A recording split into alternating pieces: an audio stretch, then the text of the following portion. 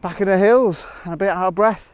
So back in the Ogwen Valley, Lyn Ogwen behind me, and apologies for the sun, but trust me, Tryfan is there, and I've just raced up to here, but I'm heading further up there, and I'm probably more out of breath than usual because I did race on the basis that on my drive up, so when you come to Ogwen, well, when I come to Ogwen Valley, come along a main road called A55, and then you turn onto the A5, which is a smaller road, following a motorbike, and don't know, he was lost concentration or something, but he just crashed into the kind of the wall at the side, and kind of this part of Wales is famous for stone walls. He crashed into the wall at the side, shot across the carriageway, fell off his bike, so I stopped and helped him. He wasn't injured, but his bike was damaged, so that delayed me quite a bit. So I'm in a bit of a race now. Oh, but the sun's going in a bit, so there's Tryfan behind me, and the forecast is for that cloud to move over a bit. So what I'm hoping for is when I get a little bit higher, so I've got a distinct shot in mind from up there, and there's a waterfall just there.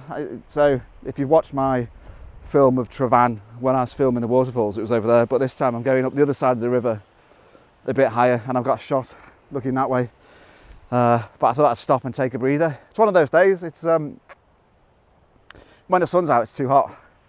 When it goes cloudy, it goes cold, so it's like take your coat off, put your coat on, take your coat off, put your coat on. But I'm going to push on, and I'll do the hard bit and you do the easy bit. Have a cup of tea and wait a second, and I'll be further up the mountain. How was your tea? Or coffee, or whatever it was you had a sup of? It's quite tough going that. It's steep, but it's incredible. Well, listen to this. It's incredibly wet underfoot, so it was like 1 step forward, 2 steps back. Felt like I was kind of on ice, but it's not. It's just because it's so wet. So I've reached my objective, which is this wall. So I've been doing my research, looking on maps. Last time I was here, I kind of did a bit of a scout so I left my camera behind a rock and kind of dashed up. So I knew that this wall was here, and what I'm hoping to do is create a composition with the style, the wall, Tryfan, and the sun. At the moment, the sun is behind those clouds, and the clouds are kind of moving. So hopefully what will happen is I'll get some crepuscular rays, and I'm confident that it's crepuscular rays because check out my previous film about that. So what I'm hoping is cloud, get a couple of holes in the cloud, and we get some rays coming down. But if you can make out at the moment that you can actually see the sun through the clouds, it's just like kind of white disc. So I'm going to kind of hang around here for a bit and see how that goes, and have my soup and sandwiches. But hopefully I'll show you. I'll show you the composition, because while I'm not doing anything, I'll show you what I'm aiming for. So here we go. So obviously you've got kind of a couple of factors. The wall. So I'm ignoring that gate because it's not very photogenic. So the composition starts kind of near the end of that gate. We've got the wall running right through the image, which goes from left to right. But then when it gets to the far end, it kind of curves back round, so it leads the eye round and then back into the mountain. But you've also got this element of the style, which is kind of leading the eye across the wall to Tryfan. So, and here's Tryfan. So at the moment, there's nothing happening because it's a bit cloudy. So I might take an image only just to show that. Take that. Don't think that'll be anything, but it'll just show. It's a bit like, I always think it's a bit of an element of it. It's a bit like Mordor or something. But what I'm hoping is to get some beams coming down there. So you get hopefully those three elements of the wall, the mountains, and then that style leading the eye up to Tryfan. So you've got a couple of things interacting. Oh look, you can see some sun shining there now. So might happen. But hopefully that makes sense. You get that kind of the joints of composition, the kind of three elements or so. Hopefully that makes sense, and you don't think I'm talking absolute bull. But that's how it's working in my mind. So, some rays. So they're probably not strong enough yet, but they're there. And hang on, there are some rays there. So let's see. Let's go. It's important to get your exposure right when you're looking at these things. So I just want a really dark image, with those rays. Not quite what I want at the moment. And just so got my filter in, so I've got a graduated filter in just to take that brightness out to the sky. No other filters, so my trusty polarizer is in the bag. Don't need that today because there's no blue sky and not really any kind of water to think of. So can't decide whether to have my sandwich and my soup, wait a few seconds more, and have my sandwich. Well, the cloud's getting thicker, so it's not helping. But it's quite nice. One of the things about standing near a stile is people come up and talk to you because they're coming up with this. Normally I try and get out of the way of it. But I had a nice conversation with, let me see, he gave me his card, an artist. What have I done with it? It's in my pocket. I think Mickey, where is it? It's in my pocket. Oh, here it is. So, yeah, Mickey Jones is a local landscape artist, so I'll check him out when I get home on his website. And a couple of people with dogs, a couple of people asking for advice on routes and stuff like that. So, but you can tell the cloud is thickened up. Before it's quite wispy, but if you look in the distance, you can see it's quite cloudy. But what I thought I'd do is just talk you through something about composition, because kind of talking to the kind of Mickey, or Mikey, who's an artist, gave me a thought about something, and it is about composition, because landscape photography is about light and composition, and I would argue nothing else. It's light and composition. You can't always do something about the light, but you can always do something about the composition. It's completely in your control, the composition, where the light is completely out of your control. You just got to hope for the best and wait for the best. Obviously you can control it with filters and stuff, but if it's dark and grey, you can't make it sunny, and vice versa. But you can always get your composition right. And one of the tips I would give is look at famous landscape artists and their compositions, and read a little bit about that, because they obviously, when they're kind of doing their painting or whatever, or sketching, think hugely important things about composition. So just bear that in mind. And I just thought, one of my tips when you're looking so I use to show you, I use live view quite a lot. So I've got live view there, but actually when I'm framing my image, I use the viewfinder. And I think the reason is it gives you a much, if I'm looking through the viewfinder, it gives you a much more intimate view. It cuts out all extraneous distractions, and just gets you to concentrate on that image that you're creating. And the other tip I always use is always look round the edge. So when you're looking through your viewfinder, always look round the edge of the image for things that might be distracting, because it's easy to do. It's easy to take an image, and then when you get home, there's a branch sticking. It's not here because there's no trees, but you know what I mean. You take an image, you don't notice it, and then you get home, and there's a branch sticking in, or there's a rock poking out that kind of is distracting. So always just take your eye around the edge of the frame. Is there anything breaking the edge of the frame that is a distraction? So I'm going to stick it here a little bit longer, but then there's a lake just up and round the corner. And a couple of people coming down said it's icy. The lake is icy, so it might not be suitable for photography today. But I'll go up and check it out maybe in a minute. But there's a little bit of a clear patch in the sky, so I'm going to wait a few minutes and see how it goes. Also, there's about an hour and a half before the sun is down, so I might go up, have a look, and then come back. Oh, my soup was very nice, by the way, and my sandwiches. I'm up at Ffynnon Lloer, which I think is how you pronounce it, and there's still ice on it. So hang on, I'll tell you. I'm at. Give me a sec. Oh, listen to the ice. You can hear the ice cracking. Did you hear that? It's quite eerie. So there's nobody else about, and the ice is talking to me. But yeah, I'm at 1,009. No, hang on. It's calculating. 2,183, 2,168, 2,168 feet, give or take. 2,167. So over 2,000 feet, and it's cold. I've taken my hat off because my head got quite warm on the way up, despite the lack of hair. So it's frozen. Well, it's not completely frozen, but there's ice, so it's giving quite a nice reflection. There's some nice rocks here, and look at that. Looking into, so I think that's Penny Olwen, and then Canon Llewellyn, that range. So this is like a cauldron created with this lake, and what I'm trying to do is take a quick couple of images. That I hope it's probably a bit windy, but I think it's the wind that is making the ice move, and it's kind of cracking. It's nice, but it's not. The ice isn't very thick, so it's cracking quite easily. But I've already taken a panorama portrait this way. But it's such a kind of an expanse of mountain that it's difficult to capture the whole thing. So at the moment what I'm doing is using these rocks as leading lines and trying to get a nice kind of image with a reflection.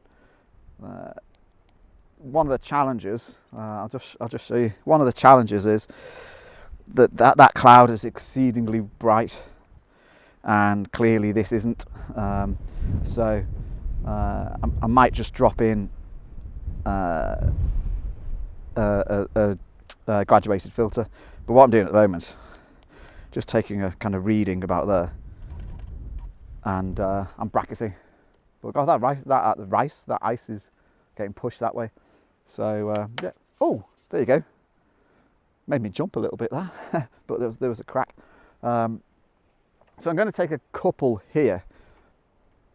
I'm really kind of interested in the noises that the ice is making, but anyway, that's not why I'm here, is it? So I'm going to take a couple of images. Hopefully a little bit of cloud will clear off the top, but I think I'll drop in a graduated filter just to take that cloud a bit darker, and then try and get a nice balanced image. But then I think I'll do that quickly and then head back to get a view into the valley, because the sun is maybe an hour from being down, so I'll see what I can get before it's gone down. So quick view here, and then we'll see where we go on. I'm almost back down to where I was photographing before, near that stile. So the stile's just so you can see the wall there, and there's Tryfan. And I'm just going to hang around a bit. So took a few up at the lake, and that's definitely a place I'm going to go back to. In fact, I think it might be quite a good wild camping spot if you could find a dry spot. It's really like all the way around the lake was soaking. But such say, Salomon, if you ever watch this film, your boots are doing a fantastic job. So thumbs up to you. But I'm going to have a rant, so apologies in advance. But just coming back from the lake, why the hell do people, it wasn't I've squashed it because I'm taking it back down. I'm taking all my rubbish down. So, you know, I had sandwiches and soup and an apple and that sort of stuff. Even the apple core I'm taking back down because it wasn't up here, so it shouldn't be left up here. Why would you sit? Because it was left near a rock. I am sat on a rock now. It was left near a rock, so someone's obviously sat there, drank a can of Coke, still a bit of Coke left in it, dragged a can of Coke, looking at the view and thought, that's beautiful. Oh, I'm just going to throw my can. And why would you do that? Why would you do that? Just don't get it. So I'm carrying their rubbish down. So if that was you who dropped that can, well, I can't say what I think of you because it'd probably get pulled off YouTube. But I just don't get it. But there we go. There's different layers of cloud, obviously. So there's cloud pushing up off the mountains because the wind is blowing into my face. So the wind is coming from the other side of Tryfan. So it's obviously hitting the mountain range and then scooting up. There's then a bank in the distance, but actually quite high up I can see blue sky. So if any of this clears away, might get some decent light on Tryfan, but I'm not going to stay too long because it's about 2:30, 2:45, and it's quite a it's a walk back down. It's quite slippy, but I'll stick it out for a bit and see if I get anything. But I just, to be honest, just like sitting looking at Tryfan. I think you know, maybe controversial, but I think it's the most spectacular mountain in Snowdonia. There's just something about it that keeps drawing me back and back. So feel free to contradict me with your views if you've been to Snowdonia and know Snowdonia. But I definitely think Tryfan's the top of the tree. Oh look, the peak's just coming clear. Why? That's the peak has just come clear, and so now it's disappeared again. Brilliant! It's fantastic. I decided to give it one last go, mainly because I was sat on these rocks here, and every now and then the cloud is whipping around the front of Tryfan and just leaving the peak. So you kind of got the mountain, band of cloud, and then the peak, and I thought it looked quite interesting. It's challenging because the light's terrible, but I thought I'd give it a go. So what I've done, I've set up. I'll show you the. In fact, I've just taken one, so I'll try and show you what I've just taken. So this is what I was talking about. I'll zoom in on the peak. That's what I'm talking about. Hopefully you can see that. So the cloud is just kind of wrapping around. I took a couple. That one's probably the better one. So there's my composition. Tryfan on my rule of thirds. This rock down here, this one. Oh, there's a raven just flying in. There we go. This on my rule of thirds. Ogwen in the middle. It's going to be a moody image because, as I said, the light's not great. I'm on f11. I'm focused on the peak of Tryfan, pre-focused. I'm taking my exposure reading from the peak of Tryfan, so I'm ignoring almost everything else, just looking at that peak and waiting for it just to look like it's poking out of the cloud. It might not happen again, but thought I'd give it a go and wait to see what transpires. Oh, there we go, look at that, look. Oh, amazing. Look at that. Oh, God, look at that. I hope you can see that on the GoPro. Oh, that is just spectacular. I don't care if the images come out. Well, it'd be great if the images come out, but that was amazing. That was bloody amazing. Sorry for the French. That was amazing. The peak just appearing from behind the clouds. It might do it again now. Hopefully the images come out, but to be honest, I don't care because that was just spectacular. Just love that. Just love it. Absolutely love it. So, that was great. It was worth it. I'm glad I stayed. I'm really glad I stayed. So I'm going to wait for that to happen. Let's see how that went. Don't normally look at the images once I've taken. No, God, I do that all the time. Don't normally look at the images. Let's zoom in on Tryfan. Look, just peeking through there. Love that. Love it. Absolutely love it. Love that that's just peeking out. Now I won't know what they're like until I process them, but glad I stayed and thought I'd try it. So bit of excitement. So I'm going to wait a bit, see if that happens again, and then work my way down. And I'm parked down in the valley. Quite a nice swanky courtesy car because my car's in the garage, so got heated seats in this one. Well, not the usual end to one of my films, but I completely forgot to record kind of an ending. I got chatting to a couple of people on the way down and just completely left my mind, and then I got back to the car, packed all my stuff, and I was kind of driving home when I remembered I hadn't recorded this piece. So anyway, I hope you enjoy that. You'll see that I converted most of the images, I think all but one, to black and white, and I think that's because the conditions were kind of a bit grey and stark, so it lended itself to black and white. But I hope you enjoy them. I hope you enjoy the film. I hope I showed you something you haven't seen before, and hopefully you picked up a few tips. Always great to have comments. If there's one of the things I would say, if it'd be really good if there's more you'd like to see, or there's stuff you'd like me to do in my films, or stuff you'd like me to stop doing in my films, let me know, because I think if I compare my latest films to my first films, have got better, and that's because people have left comments and I've paid attention to what they say. So thanks for all that help. Don't forget the time-limited print. The link is below, and I'll see you on the next one. Cheers, bye.